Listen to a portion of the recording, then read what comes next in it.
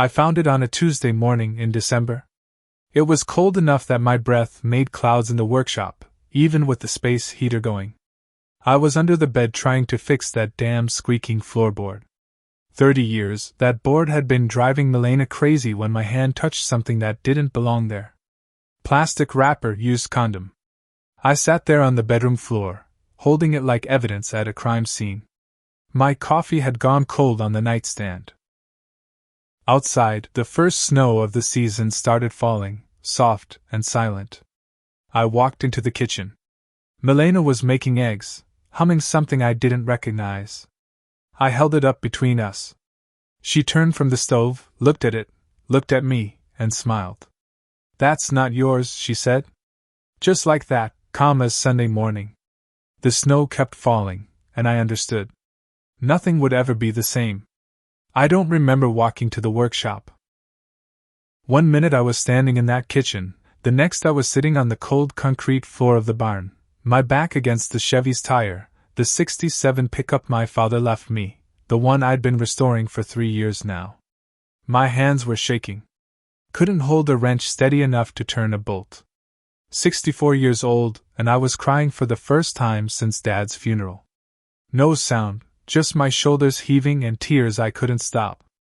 The space heater hummed in the corner. The radio played something low. Johnny Cash, maybe? I wasn't really hearing it. How long? That was the question burning a hole through my chest. How long had she been? The workshop door opened. Milena's voice, bright as a new penny. "Milan, lunch is ready." Like nothing had happened. Like she hadn't just smiled at me, holding proof of her betrayal. I didn't answer. After a minute, the door closed. That evening, I made myself sit at the dinner table. Meatloaf and mashed potatoes. Milena had set out 2 plates like always, forks lined up neat, napkins folded. I pushed food around with my fork. Finally looked up at her. "Why?" She sighed, set down her fork. "You wouldn't understand. Try me, please." Her eyes went somewhere past my shoulder. "You've been different lately, Milan." Distant, forgetful.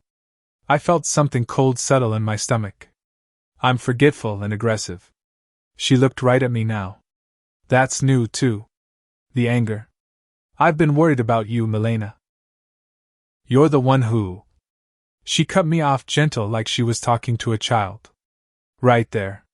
That aggression. Maybe we should see someone, a counselor or..." "I'll go to counseling." I heard desperation in my own voice. Hated myself for it. "If that's what you want, we can fix this." She paused. Something flickered behind her eyes. I couldn't read it. Then her face softened. "Maybe. Let me think about it." For just a second, I felt hope. Pathetic looking back on it. But I'd spent 30 years with this woman. Built a life that doesn't just evaporate because of one. "You forgot to pay the electric bill," Milena said, standing to clear dishes. "I had to call them yesterday. They were about to shut us off." And I sat there confused. "No, I paid that 2 weeks ago." "Milan." Her voice was patient, the way you talk to someone confused. "You think you did, but you didn't." After she went upstairs, I checked the junk drawer where we kept paid bills. Found it. Third one down. Electric company stamp paid in red ink. My handwriting on the check stub. December 1st. She'd lied about something small and stupid and provable. Why? 2 days passed. I worked in the shop, came in for meals, slept on the couch. Milena was extra kind, brought me coffee in the morning, asked about my work on the Chevy. It felt almost normal. I let myself believe maybe she meant what she said about thinking it over.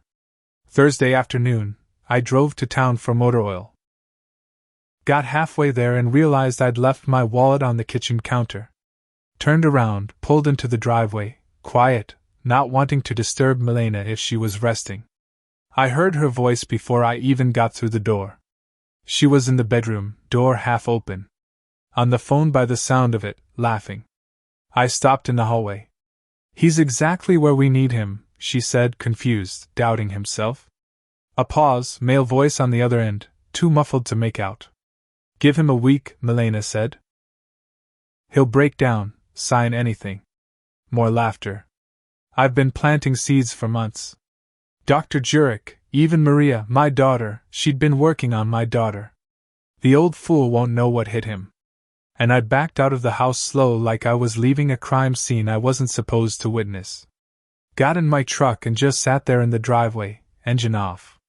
There was a photo, tucked into the sun visor. Milena and me on our wedding day 30 years back. She was smiling at the camera. I was smiling at her. I flipped the visor up, couldn't look at it anymore.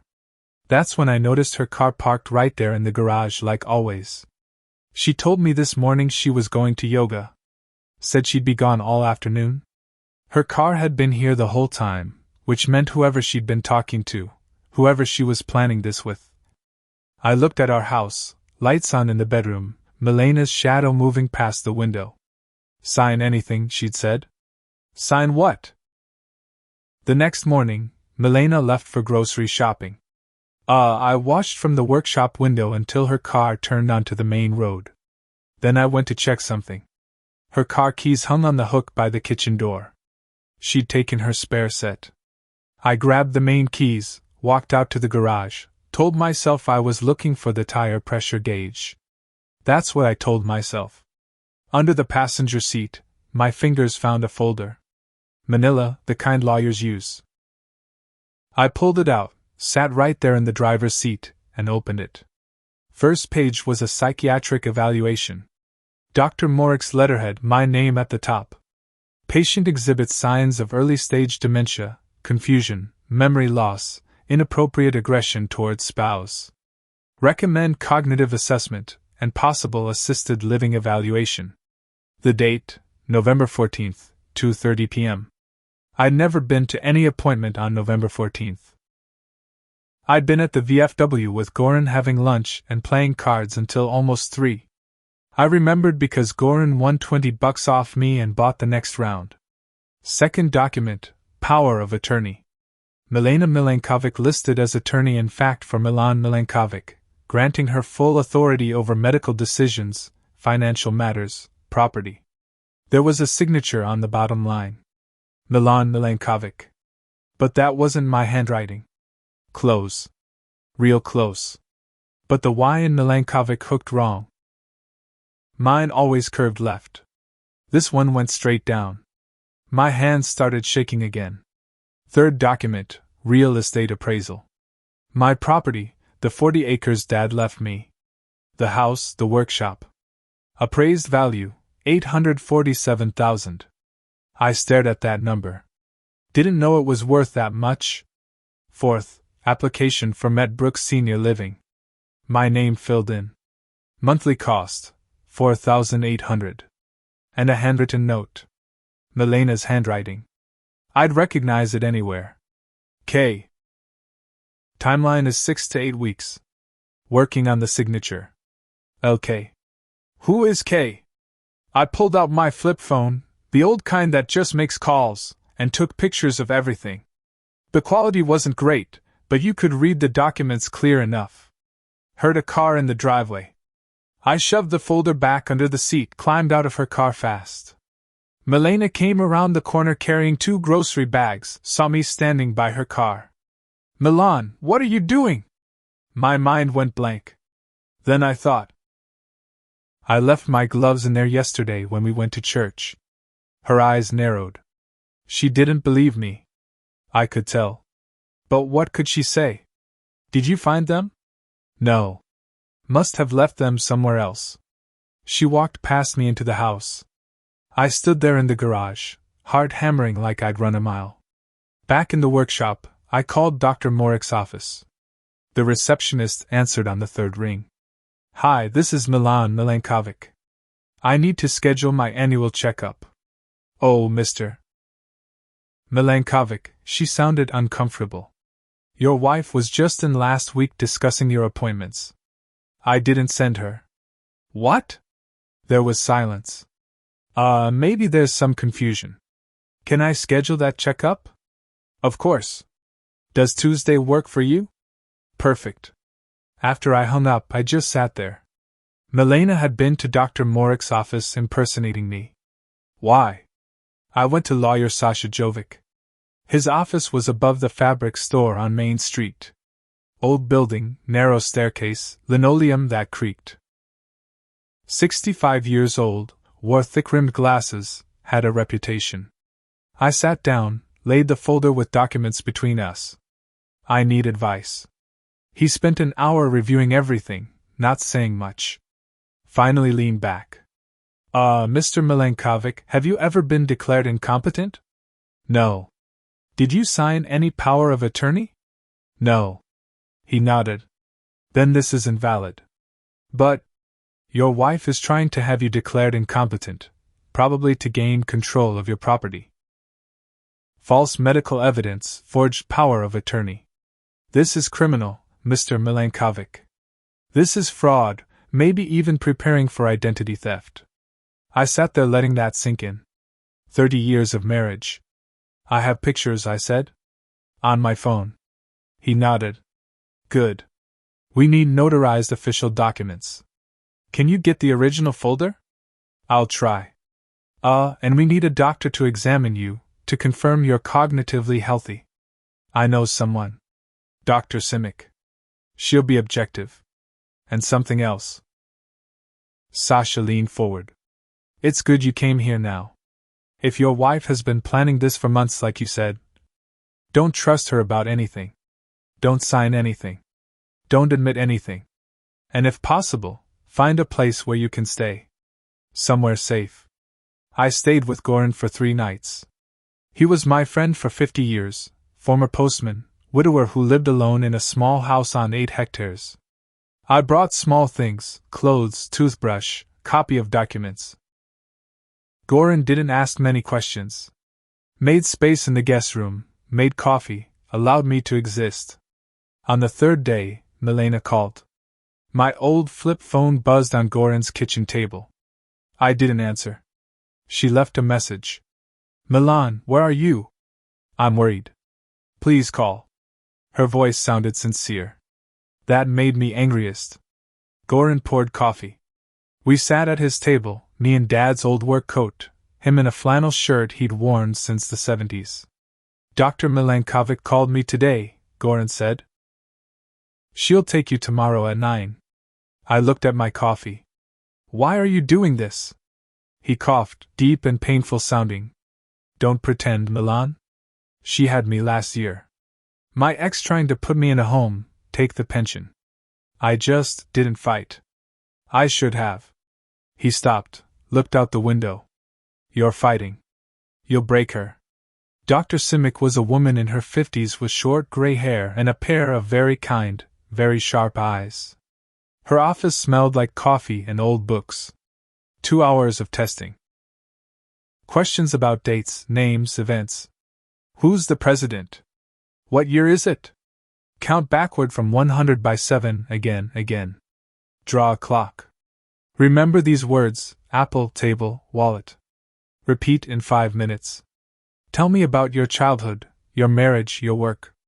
After she finished, she set down her pencil. Mr. Milankovic, your cognitive function is nearly perfect. No signs of dementia, no memory problems, no unusual personality changes. Whoever evaluated you as confused or aggressive, that wasn't based on reality. She shook my hand. I'll give you an official report for your lawyer. Use it. I thanked her. So I'm not crazy? She smiled. Far from it. Angry, maybe? That's understandable. I returned to Goran's at noon. He was sitting at his table with a box of old photographs in front of him. Hey, he showed me a chair. Sit. I sat. He pushed photographs my way. This is my wife. Susanna. We were married for 51 years. She died 2 years ago. I looked at the photograph. Small woman, dark-haired, smiling at the camera. Beautiful. Yes. She was. He paused. A year before she died, she tried to put me in a nursing home. Dementia, she said. Told the lawyer I couldn't take care of myself. Why? Money. Pension. House. My ex-sister encouraged her. Both wanted a piece. I fell for the same trick. Forgetting things. Getting confused. Compliant. I didn't fight Milan. I just let it happen. I moved into that nursing home. Sold the house. Signed everything. The doctor discovered 6 months later. Susanna's thing was cancer, not dementia. She died soon after. But I'd already lost everything. I looked at the photograph. I'm sorry. He shrugged. It's in the past. But you're fighting. This is the least I can do. That night he couldn't sleep. I heard him coughing in the bedroom. Hard, wet sounding. In the morning I made breakfast. Eggs overcooked. He sat at the table pushing food around. You're not well, I said. It's just a cough. Goran. His look met mine. Lung cancer. Stage 4. They discovered it 6 months ago. I felt cold drop through my chest. Why didn't you say? He smiled. What could you do? How long? Months. Maybe less. He paused. That's why I'm keeping you here. I don't have anyone else, Milan. And I want to help. Before I go. You have, I said. More than you know. He nodded. Good. That's good. I scheduled a meeting with Milena. Neutral place. Cafe downtown. Sasha advised me not to confront her alone. I brought Goran. He sat in the booth behind us, silent observer. Milena arrived at 10. She looked tired. Thin. I'd say worried, except I now knew better. She sat across from me. Milan. Where have you been? I've been so worried. I lifted the folder, laid it on the table between us. Her face went pale. Where did you? That's from your car. Psychiatric evaluation. Forged power of attorney. Real estate appraisal. Nursing home application. She stared. Not speaking. I want to hear it from you, I said. Why? Silence. Then that's not. Don't lie. I have evidence. I have witnesses. I have a lawyer. Her hands trembled. You caught me. It wasn't a question. It was me. Not him. She looked at me now, expression cold. Yes. 6 months. Who is Kay? She paused. Then, Constantine. My friend. Lover. She nodded. The same one you're planning with to put me in a home and steal my property. Milan. I stopped. No. Don't call me that. Not anymore. I looked at her across the table. 30 years. Everything we built. Why? Her expression softened. Just a little. Because you're old, Milan? And I am not. I'm not old. You are. And I deserve more than this. She laughed in my face. Literally. In my face. She stood up. Nice try. But you have nothing. Your word against mine. The doctor will testify for me. I pulled out my phone. Press play. Her voice recorded from the car. He's exactly where we need him. Confused. Doubting himself. Give him a week. He'll sign anything. I've been planting seeds for months. Her face broke. Did you give me power of attorney? She screamed. You can't use that. I can, Sasha said behind her. She turned. Sasha Jovic, attorney for Mr. Milankovic. I have the real folder with originals from your car. I have testimony from Dr. Simic confirming that Mr. Milankovic is cognitively healthy. I have your forged power of attorney, forged medical report, evidence of fraud. Milena looked between us. Both of you. These are criminal acts, Mrs. Milankovic. Several of them. He paused. My client is prepared to offer a settlement. You leave quietly, with nothing. We don't press charges. She looked at me. You don't mean that. I do. Everything we had is now mine by law. Go, Milena. Before I make you. She stood up, grabbed her bag. I hate you. I know. She went through the cafe door. I didn't watch. I sat there with my cold coffee, hands shaking. Goran stood next to me, put his hand on my shoulder. You did well, Milan. I didn't feel good. I felt alone. The papers went through in 2 weeks. Milena signed the settlement. Renounced everything. 60 days to leave the house. No alimony, no property, nothing. Her lawyer seemed angry, but what could he do? The evidence was clear. Constantine disappeared. I didn't look. I didn't care. The day Milena moved out, I wasn't there. Goran and I sat in the workshop. Radio playing country music, heater buzzing. I couldn't watch her pack. I couldn't watch her car leave for the last time. Instead, I worked on the Chevy. I installed a new carburetor. Goran sat on the stool watching, offering advice, holding tools. We didn't talk about Milena. Didn't need to. Around 3, my phone buzzed. Text from Sasha. She's gone. The house is yours. I set down the wrench, leaned against the truck's front bumper. Goran slid over. It's finished. Yes. It's finished. I sat there in silence, hands dirty from oil, Goran's cough in the background, understanding then, I hadn't gotten anything back. 30 years were gone. But I hadn't lost myself. That had to be enough. Goran was failing fast. Anyone could see it. He'd moved into my guest room 3 days after the mediation. Too weak to be alone anymore. Hospice nurse came twice a week. Maria helped with meals, medications, the daily work of dying.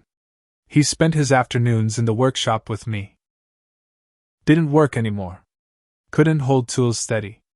Just sat on the stool watching me finish the Chevy. We didn't talk much. Didn't need to. One afternoon, the engine was finally done.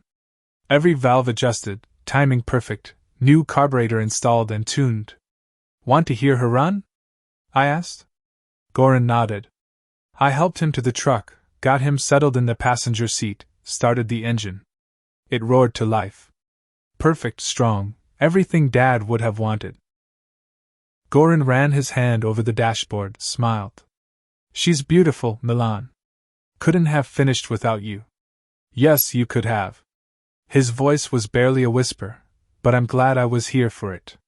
We sat there, engine idling, heat on, snow falling outside the windshield, not going anywhere, just being. Goran fell asleep in the passenger seat. I let him rest, engine running, heat on, watched the snow accumulate on the barn windows. When he woke up, he looked at me. Thank you? For what? For letting me help. For fighting back. He coughed. Couldn't finish. You saved me, Goran. We saved each other. Christmas Eve came fast. Goran was in bed most days now. The cough was constant, painful. Hospice increased his morphine.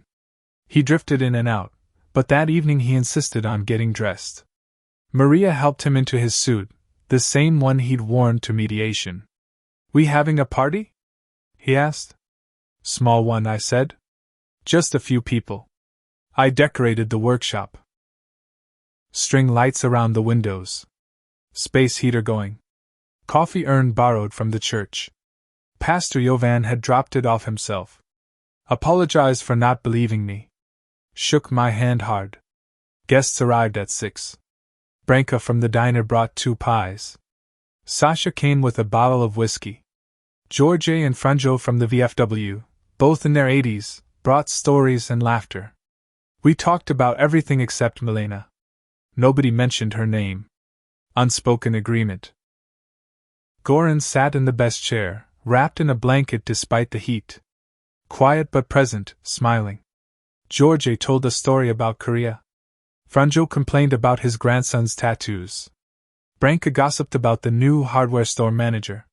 Sasha talked about a case he'd won. Normal, easy, real. Around 8, Goran called me over, gestured to the Chevy. I helped him stand, walked to the truck. He ran his hand along the fender, the hood, The chrome bumper Dad had spent months restoring. "She's perfect," he said. I pulled the truck key from my pocket, held it out. "This is yours, Milan." "I can't. Not forever. We finished her together. However long we've got." Goran took the key. His eyes were wet. He nodded. Couldn't speak. I helped him back to his chair. Maria served pie. Terrible coffee that everyone joked about. More stories. More laughter. Guests left gradually. Hugs at the door. "Merry Christmas, Milan," Sasha said. "Thanks for everything. You fought for yourself. That's all that mattered." Branka hugged me tight. "You're stronger than she ever knew." George and Franjo shook my hand. "See you at the hall." And by 9, it was just me, Maria, and Goran. Goran was exhausted. We got him to bed. He fell asleep before his head hit the pillow. Maria and I cleaned up in silence. "This was nice," she said. "Yeah, it was." "Goran looks bad." "I know." "How much time?" "Not long. Days, maybe a week if we're lucky." She wiped her eyes. "I'm glad he got tonight." "Me too." Goran lasted 3 more weeks. He spent them in my guest room drifting on morphine. Some days he was lucid, told stories about his postal route, his wife, his regrets. Other days he just slept. I read to him. Westerns mostly. Louis L'Amour, Zane Grey. He'd smile when the good guys won. Maria was there every evening after work. Brought soup he wouldn't eat. Held his hand. Talked about her new job, her apartment search, plans for spring. One morning in mid-January, I brought coffee to his room. He was in bed, eyes closed, not breathing. I set the coffee down, sat in the chair by his bed. Didn't cry, just sat with my friend. Eventually called the hospice nurse. Maria arrived within the hour, held me while I finally let myself feel it. The funeral was at the VFW hall. Maybe 15 people. Small like Goran would have wanted. I spoke. Kept it short. Goran taught me to fight. Not with fists. With evidence. With truth. With dignity. I looked at the casket. Plain pine, flag draped. That's all I'll say. I sat down.